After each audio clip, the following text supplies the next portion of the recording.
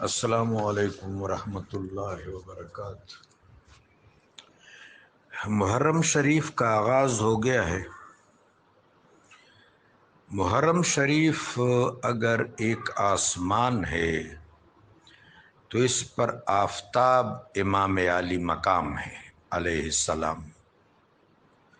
امام عالی مقام فرزند رسول کی مبارک زندگی کے ساتھ کیا کیا خصوصیات وابستہ ہیں، کیا کیا مقاصد وابستہ ہیں، آپ کی کتنی منقبت ہے، کتنی شان ہے، کتنی عظمت ہے، آپ کی سیرت کتنی چمکدار اور روشن ہے، آپ کے ساتھ مودت اور آپ کی پیروی کتنی ضروری ہے۔ یہ صرف جذبات کا معاملہ نہیں ہے، صرف ایک دن کا معاملہ نہیں ہے، یہ وقتی جوش نہیں ہے کہ ایک دو دن اس میں گزارے جائیں اور پھر آدمی غافل ہو جائے۔ امام عالی مقام ہمارے لیے مینار نور ہیں، بقع نور ہیں اور مشعل بردار ہیں اور ترجمان ملت ابراہیم ہیں۔ آپ بجا طور پر آبرو ملت ہیں علیہ الصلاۃ والسلام۔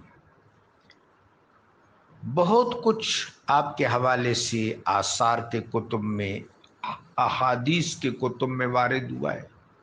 آپ پر بہت کچھ لکھا گیا، عربی زبان میں، فارسی زبان میں، اردو میں بھی لکھا گیا۔ انگریزی کا مجھے اتنا معلوم نہیں ہے، ہلکا پھلکا ضرور لکھا گیا ہوگا۔ مستقل کتاب بھی میرے خیال میں ہے، کوئی صاحب ہیں مستشرق، انہوں نے آپ پر انگریزی میں مستقل کتاب بھی لکھی ہے، کہیں میں نے اس کے کسی انگریزی کتاب میں حوالے دیکھے تھے، لیکن عربی، فارسی اور اردو میں آپ پر بہت کچھ لکھا گیا ہے، مستقل کتب لکھی گئی ہیں۔ امام عالی مقام کے حوالے سے میرے آقا علیہ السلام کی یہ ایک روایت، یہ ایک حدیث جو متواتر ہے، حسین منی و انا من الحسین، صرف اس حدیث مبارکہ سے اگر ہم مانوس ہو جائیں، روشناس ہو جائیں، تو امام عالی مقام علیہ السلام کی عظمت ہمارے سامنے منکشف ہو جائے گی۔ حسین منی کہ حسین مجھ سے ہے، میرا فرزند دل بند ہے، وَأَنَا مِنَ الحسین، اور ہم سب حسین سے ہیں۔ انا میں سب کچھ آ گیا، انا میں توحید بھی آ گئی، انا میں رسالت بھی آ گئی، انا میں امت بھی آ گئی، انا میں اسوہ حسنہ کے اقدار بھی آ گئے، یہ سارا کچھ انا ہے۔ وَأَنَا مِنَ الحسین، اور ہم سب یہ سارے اقدار حسین کے دم قدم سے زندہ ہیں۔ یہ حدیث اگر ہم اپنے ذہن میں رکھیں تو حکیم الامت نے جو منقبت پیش کی ہے حکیم الامت کو، اس میں بلا شبہ حضرت امام عالی مقام کو اس حدیث کی روشنی میں آپ کی شخصیت کو سمجھایا گیا ہے۔ میں اس سے پہلے بھی مختلف مواقع پر اس نظم کی شرح کر چکا ہوں، لیکن وقت کی مناسبت کے اعتبار سے دوبارہ کرتا ہوں۔ رائٹر فورم سے میری گزارش ہے کہ اس کو محفوظ کر لیں۔ یہ اسرار و رموز میں یہ نظم ہے، درمانی حریت اسلامیہ اور سر حادثہ کربلا۔ حریت اسلامیہ کے کیا معنی ہے اور اس حریت اسلامیہ کا سر، اس کا راز حادثہ کربلا میں، واقعہ کربلا میں کس طرح پوشیدہ ہے، یعنی حریت اسلامیہ کا راز واقعہ کربلا ہے، یہ نظم کا عنوان ہے۔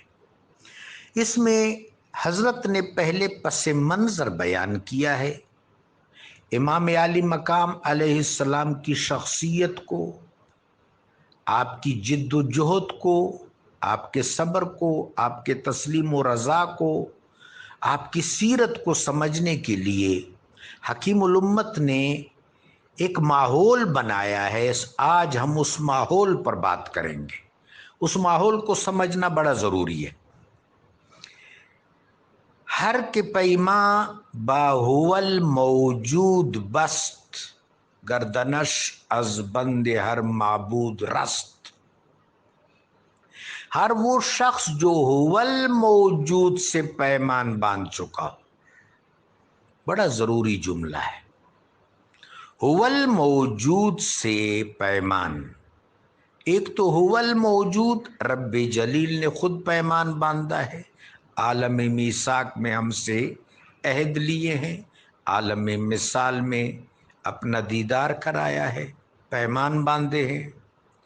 ایک یہ تو اللہ کی طرف سے ہے، ایک بندے کی طرف سے ہے کہ وہ بندہ جو اللہ کو موجود سمجھے، یعنی جو زندگی کی حقیقت پر نظر رکھے، زندگی کی حقیقت کہ دنیا میں جتنا کچھ ہے یہ فنا آشنا ہے، اور دنیا میں جتنا کچھ ہے یہ اعتبار ہے، یہ امکان ہے، یہ مجاز ہے، یہ کبھی نہیں تھا۔ یہ اللہ تبارک و تعالی جل شانہ کے ارادے کا ظہور ہے۔ یہ کن کے بعد فیکون کا عمل ہے جو معنوی تراتیب میں مترتب ہوتا رہا اور پھر اس نے مادہ میں بھی ظہور کیا۔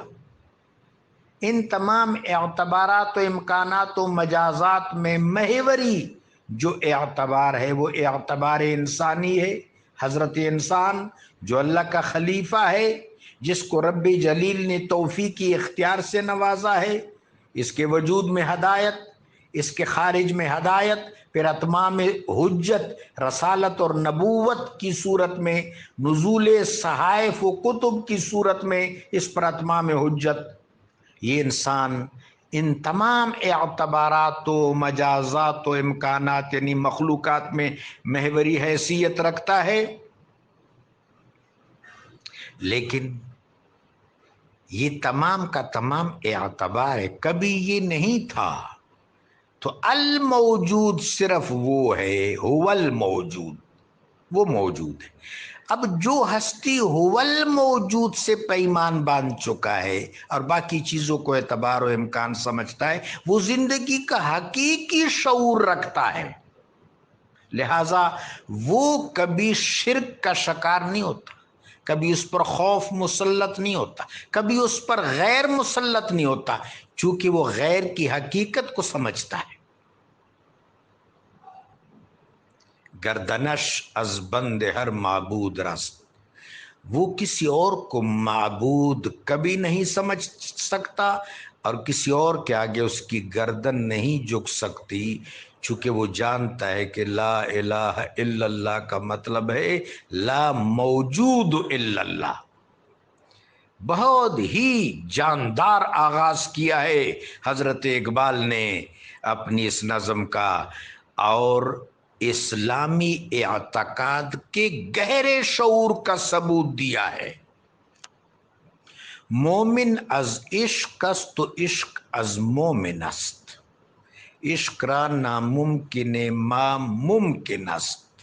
مومن از عشق است، مومن عشق الہی سے عبارت ہے، اور پھر مومن سے عشق الہی عبارت ہے۔ ایسا جو مومن ہے جو عشق سے عبارت ہو اور عشق اس سے عبارت ہو، وہ اللہ سے قوت پکڑتا اور اللہ کا دین اس سے محفوظ ہو۔ عشق را ناممکن ما ممکن است، اگر کوئی عشق یافتہ ہو تو اس کے لیے کوئی ناممکن کوئی چیز ناممکن نہیں ہے، اس کے لیے ناممکن ممکن ہے۔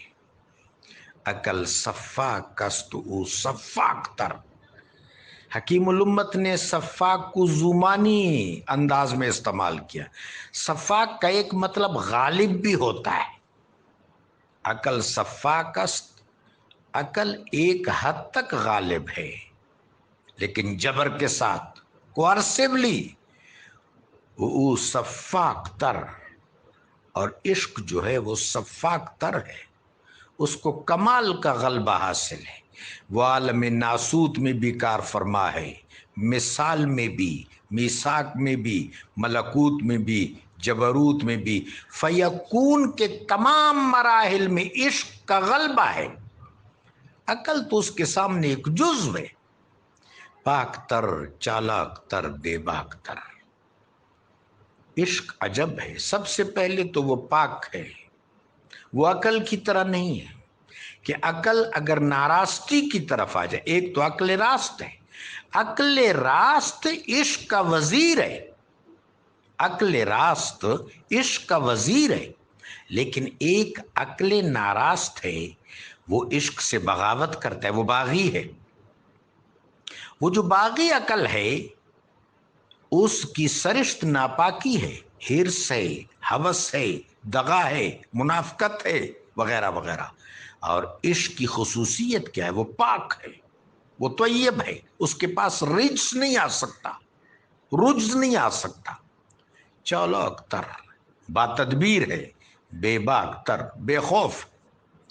عقل در پیچا کے اسباب و علل، عقل ناراست اسباب و علل پر یقین رکھتی ہے، سبب ہے، ذرائع ہیں، وسائل ہے، تو پھر سب کچھ کر رہا ہے۔ عشق چوگاں باز میدان عمل، عشق چوگاں باز میدان عمل، عشق اسباب پر بھروسہ نہیں کرتا، عشق مسبب الاسباب سے تعلق رکھتا ہے اور میدان عمل میں سینہ سپر ہوتا ہے۔